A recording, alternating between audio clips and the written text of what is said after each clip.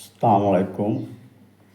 বাংলাদেশের যারা জনগণ আছে আমি তাদেরকে অনুরোধ করব, আপনাদের প্রত্যেকটা আসলে দরকার হলো আমাদের দুর্নীতিমুক্ত করতে হলে তাহলে আপনার প্রত্যেক বিভাগে, যেমন ইন্ডিয়াতে কলকাতাতে যেমন মুখ্যমন্ত্রী আছে, এইরকম একটা আগামী ভবিষ্যতে যখন যারা সরকার গঠন করবে তাদেরকে আমরা অনুরোধ করব যেন এইরকম একটা রাজ্য সরকার হয়। রাজ্য সরকার হওয়ার কারণ কী হবে জানেন?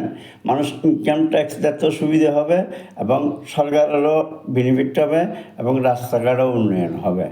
হ্যাঁ, একটা কাজে আপনার ইঞ্জিনিয়াররা 14বার ভাঙে, 14বার করে, এগুলো আসলে দিয়ে দেশ করা সম্ভব না। এই দেশটা হলো আসলে গরিব রাষ্ট্র না, এটা সবাই গরিব করে রাখছে বাংলাদেশিরা।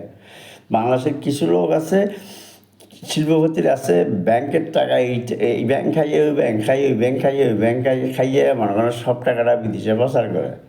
আমি আপনাদেরকে অনুরোধ করবো, যতদিন পর্যন্ত এই এই দেশে এই রাজ্য সরকার এটা হবে না, ততদিন পর্যন্ত এই দেশ কোনোদিন উন্নতি হবে না। আমি বলবো যেই 6টা বিভাগ আগে ছিল, ওই 6টা বিভাগে 6টা অঙ্গরাজ্য করা হোক। অঙ্গরাজ্যগুলো করলে কী হবে জানেন? দুর্নীতিগুলো অনেক কমবে বা গরিব বুনিয়ারাও ট্যাক্স দেবে। আমি কিন্তু ট্যাক্স দিই। কেমনি ট্যাক্স দিই এটা জানেন? আমার মোবাইলে যে টাকা ভরি না, ওখান থেকে 15% কেটে নেয়। আমরা ট্যাক্স না, বাংলাদেশের গরিব মানুষের সবচেয়ে যারা মোবাইল ইউজ করে তারও ট্যাক্স আছে,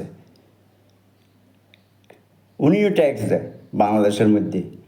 কেন আপনি মাসে মাসে টাকা বলতেছে, মাসে মাসে টাকা কাটে দিচ্ছেন না?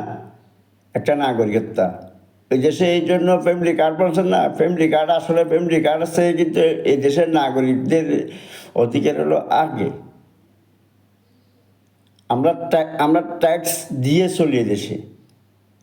রিক্সা ভাড়া দিচ্ছি, ওখানে গাড়ি ভাড়া দিচ্ছি, ওখানে সরকার টাকা পাচ্ছে না, জনগণ প্রত্যেকটাই ট্যাক্স দিচ্ছে।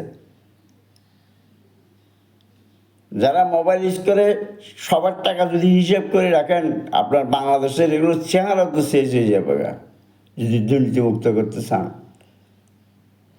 এদেশে উন্নত করতে হলে আগে দুর্নীতিমুক্ত করতে হবে।